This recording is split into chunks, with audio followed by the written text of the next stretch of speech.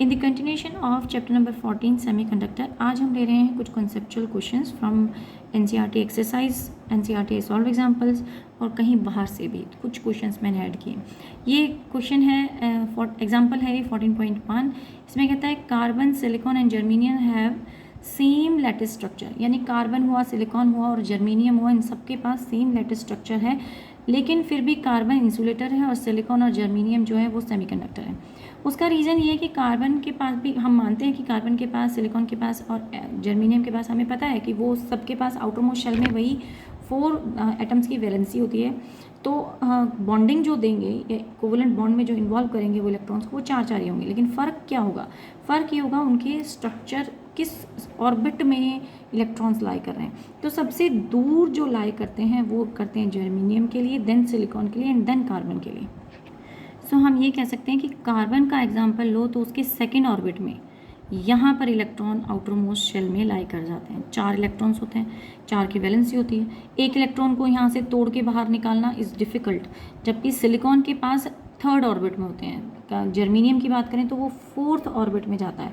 तो 4th orbit में जाके तो आसान किस में हुआ कि हम जिसको कहते हैं हम आयनाइजेशन एनर्जी या ईजी, तो एनर्जी गैप जो है सबसे कम आपका होता है लोएस्ट फॉर जर्मेनियम। तो जर्मेनियम का एनर्जी गैप इज़ लोएस्ट। फिर सिलिकॉन का ले लें हम एग्जांपल, सिलिकॉन का एनर्जी गैप जो है वो और भी मतलब कंपैरेटिव टू कार्बन लेस होता है, और सबसे ज़्यादा जो है कार्बन का एनर्जी गैप होता है। तो एनर्जी गैप से मतलब यहाँ है कि वैलेंस बैंड से जंप करके कंडक्शन बैंड में कितना इजीली इलेक्ट्रॉन पहुँच सकेगा। और अगर क्रिस्टल स्ट्रक्चर में बात करें तो कितना इजीली हम इलेक्ट्रॉन को ऑर्बिट से बाहर निकाल सकते हैं सो दैट कि वो फ्री हो कंडक्शन के लिए। तो यहाँ पर कार्बन के केस में इलेक्ट्रॉन को बाहर निकालना सबसे डिफ़िकल्ट है, क्योंकि वो क्लोज बॉन्डिंग में होता है विद द न्यूक्लियस, तो इसलिए उसको वो स्टेबल काउंट होता है। जबकि जर्मेनियम और सिलिकॉन के केस में आसानी से मतलब कंपैरेटिवली आसानी से इलेक्ट्रॉन को बाहर निकाला जा सकता है for conduction. So number of electrons जो होंगे वो जर्मेनियम में ज़्यादा होंगे एज़ कम्पेयर टू सिलिकॉन के नंबर ऑफ इलेक्ट्रॉन से, और कार्बन के पास तो number of electrons almost negligible ही होते हैं तो कार्बन से। तो नंबर ऑफ इलेक्ट्रॉन्स को भी कंपेयर कर दिया और एनर्जी गैप के रिलेशन में भी कंपेयर किया। सो नेक्स्ट क्वेश्चन देख लेते हैं। Now this question says 4.3 example है, can we take one slab of P type of semiconductor and physically join it to the N type of semiconductor. यानी ये पूछ रहा है कि अगर आप एक एन टाइप सेमीकंडक्टर लें, ये पी टाइप है और ये एन टाइप है, इनको जस्ट आपने साथ साथ रख दिया, जोड़ के नहीं रखा, मतलब पूरी तरह से एक पॉलिशिंग करके या ज्वाइन करके बहुत क्लोज कांटेक्ट में नहीं लेकर आए, जस्ट आपने उनको साथ साथ रख दिया है, तो क्या वो एक सेमीकंडक्टर या पीएन जंक्शन डायोड बना लेंगे? तो ऐसा नहीं होगा। उसका रीज़न क्या होता है कि जितना भी फ्लैट सरफेस हो उसके पास फिर भी कुछ ना कुछ रफनेस होती है, यानी कि कुछ जिग जैग पाथ इस तरीके से पी टाइप के पास भी होगा, सेम ऐसे ही एन टाइप के पास भी होगा। तो जब ये आपस में कांटेक्ट में आएंगे तो इंटर एटॉमिक स्पेसिंग के को जितना कम होना चाहिए और जितना स्ट्रांगली दोनों पी टाइप और एन टाइप को ज्वाइन होना चाहिए, उतना स्ट्रांगली वो ज्वाइन नहीं करेंगे, बल्कि बीच में स्पेसिंग बच जाएगी। और जहाँ जहाँ स्पेसिंग बच जाएगी वहाँ पर डिसकंटिन्यूटी आ जाएगी, एक पूरी जंक्शन जो है स्मूथ जंक्शन डायोड नहीं बनेगा। तो बस एक टेम्परेरी कनेक्शन में कुछ हो सकता है, कुछ ट्रांसफ़र ऑफ इलेक्ट्रॉन एन से पी में चले जाएं कुछ एरियाज़ में, बट वो एक पूरा प्रॉपर जंक्शन और पूरा प्रॉपर पोटेंशियल डिफरेंस वो क्रिएट नहीं, जैसे हम कहते हैं ना कि करियर जंक्शन के क्रॉस एक पोटेंशियल सेटअप होना चाहिए, वो सब नहीं हो पाएगा। तो सिंपल रीज़न हम ये कह सकते हैं कि that because of the roughness there will be much more larger space than the inter atomic spacing. So I have written, क्या लिख रहे हैं हम कि because of the roughness the space between the atom is more than the inter atomic spacing.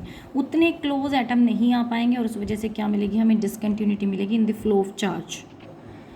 Now this is example number 14.6। The current in the forward bias is known to be more than the current in the reverse bias. Forward bias में current हमें milli ampere में मिलती है, reverse bias में micro में, लेकिन फिर भी वो कहता है why is the reason to operate the photo diode in the reverse bias. ये आई थिंक मैंने थ्योरी लेक्चर में भी अलग से समझाया था, और इसका सिंपल रीज़न है, सपोज हम एन टाइप सेमीकंडक्टर कंसीडर कर लें, तो अगर आप और फोटो डायोड एक्ट कर रही है, फोटो डायोड में क्या हो रहा है कि जब H new amount of energy fall करती है तो regeneration of electron and hole pair होता है। तो जब इलेक्ट्रॉन क्रिएट हुआ तो साथ साथ होल भी क्रिएट हुआ, यानी कि number of electron created should be always equal to the number of holes created. तो चेंज जो आया नंबर ऑफ होल्स में, नंबर ऑफ इलेक्ट्रॉन्स होल्स में जो चेंज आया, न्यू जनरेशन हुई, वो तो सेम ही है। तो हम कह सकते हैं कि अगर हम n डैश निकालना चाहते हैं, न्यू नंबर निकालना चाहते हैं, तो उसमें क्या करेंगे, पुराना नंबर प्लस जो चेंज यानी कि जो न्यू होल्स और इलेक्ट्रॉन्स क्रिएट हुए थे उनसे जो एडिशन हुआ। सेम ऐसे ही हम होल पेयर निकालना, होल का जनरेशन निकालना चाहेंगे, तो होल्स का नंबर प्लस में डेल्टा ऑफ पी। लेकिन हमें पता है कि n जो है वो तो बहुत बड़ा होता है। n टाइप सेमीकंडक्टर की बात कर रहे हैं, तो क्योंकि n टाइप की बात हो रही है, तो n टाइप सेमीकंडक्टर में नंबर ऑफ इलेक्ट्रॉन्स जो वो ज़्यादा होंगे, होल्स कम होंगे, मेजॉरिटी चार्ज कैरियर्स इलेक्ट्रॉन्स होते हैं। लेकिन जो चेंज हुआ है डेल्टा n हुआ है, जो जितने होल क्रिएट हुए उतने ही इलेक्ट्रॉन्स क्रिएट हुए, तो ये तो सिमिलर हो गया, डेल्टा पे सिमिलर हो गया, दोनों तो सेम हो गए, मतलब सेम अमाउंट, इनफैक्ट इक्वल हो गए। तो अगर आप फ्रैक्शनल चेंज लोगे, चेंज अगर हमें निकालना हो, यानी फ्रैक्शनल चेंज का मतलब हो p के केस में निकालना हो n के केस में, तो n के केस में होगा delta n by n original n, और p के केस में होगा डेल्टा p बाय p।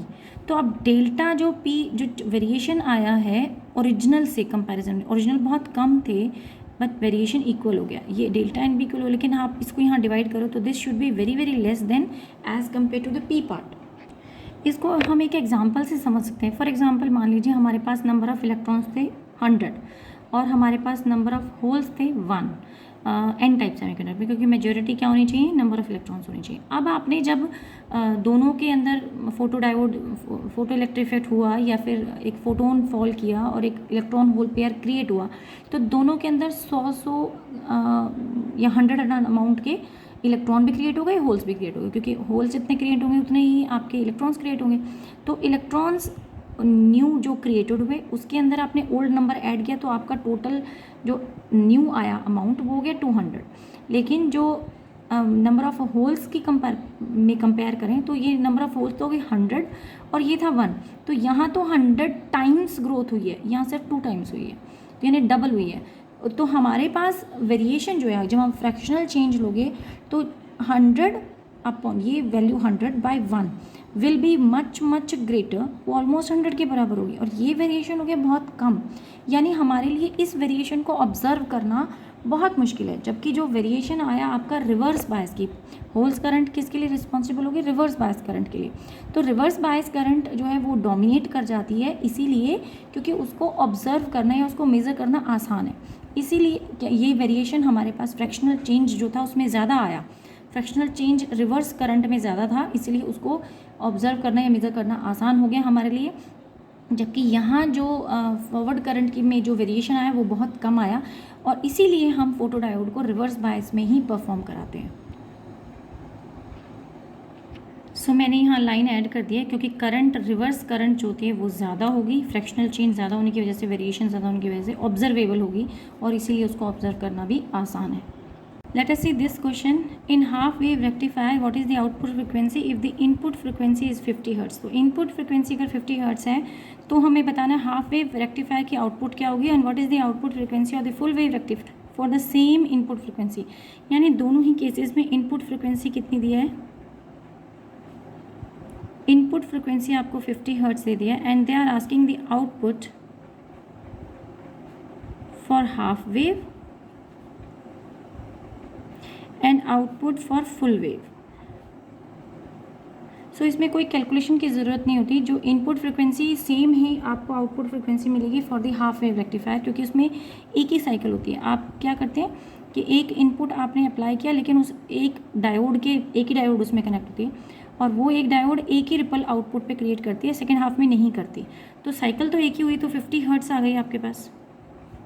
लेकिन फुल वेव रेक्टिफायर में उसी सेम साइकिल में 2 रिपल्स क्रिएट हो जाते हैं, यहाँ तो एक ही रिपल क्रिएट हुआ, वहाँ 2 रिपल क्रिएट हो जाए, तो यहाँ 100 फ्रिक्वेंसी हो जाती है, यानी 50 × 2 कर देंगे for the 2 ripples.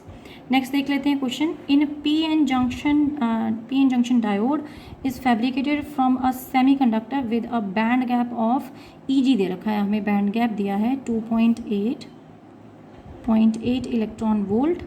Can it detect the wavelength of, और वेवलेंथ डिटेक्ट करना पूछ रहा है, क्या ये 6000 नैनोमीटर की वेवलेंथ को डिटेक्ट कर सकता है। तो 6000 का मतलब हुआ 6 × 10⁻⁶, यानी 1000 मैंने नैनो का मतलब 9 हो जाता है, -9, तो 3 चले गए तो -6 बच गया, मीटर में लिख सकते हैं। लेकिन हमें पता है कि एनर्जी कितना होती है, एच न्यू होती है, और एच न्यू को भी आप hc/λ लिख सकते हो। यहाँ लैम्डा की वैल्यू हम यहाँ पे पुट कर दें, प्लैंक कांस्टेंट की वैल्यू पुट कर दें और सी की वैल्यू पुट कर दें, तो आप कैलकुलेट करेंगे what the energy will come out to be. तो एनर्जी आ जाएगी कैलकुलेट करने के बाद 0.207 इलेक्ट्रॉन वोल्ट, और ये एनर्जी जो है 2.8 इलेक्ट्रॉन वोल्ट से काफ़ी कम है। सो वेवलेंथ को ये डिटेक्ट नहीं कर पाएगी। रीज़न क्या कह रहे हैं, हम ये कंपेयर कर रहे हैं कि ये फोटो डायोड की बात कर रहा है, तो फोटो डायोड पे अगर इतनी एनर्जी फॉल करती है तो क्या इलेक्ट्रॉन्स एमिट हो सकते हैं, इलेक्ट्रॉन होल पेयर जनरेट हो सकते हैं? तो वो नहीं जनरेट हो पाएंगे, क्योंकि एनर्जी गैप कितना है, 2.8 इलेक्ट्रॉन वोल्ट, ये तो एनर्जी उससे बहुत कम है। तो हमें energy electron hole pair generate करने के लिए एच न्यू कितना होना चाहिए, या तो वो इक्वल हो या इससे ज़्यादा हो, तो पर वो ज़्यादा भी नहीं आ रहा, वो तो बहुत कम आ रहा है इलेक्ट्रॉन वोल्ट।